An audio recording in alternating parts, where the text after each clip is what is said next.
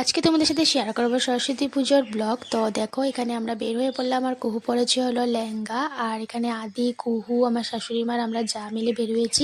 তো প্রথমে এসেছিলো কুহুদের স্কুলে, আর এই যে দেখো কুহুদের স্কুলের মূর্তিটা, আর কুহুদের ক্লাসরুমের মধ্যেই মূর্তিটাকে সাজানো হয়েছে, খুব সুন্দর করে ডেকোরেশনও করা হয়েছে দেখতে পাচ্ছ। আর কিছুক্ষণ দাঁড়িয়ে প্রণাম টনাম করে তারপরে আমরা বসে পড়লাম হলো খিচুড়ি খাওয়ার জন্য। দেখো কত বড় জায়গা করা হয়েছে, আর এখানে কলেজের স্টুডেন্টও আসে স্কুলটাতে। তো অনেক ভিড় ছিল। তারপরে দেখো এখানে প্রসাদ দেওয়া হচ্ছে, আর সাথে ছিল হলো খিচুড়ি, লাবড়া আর টক।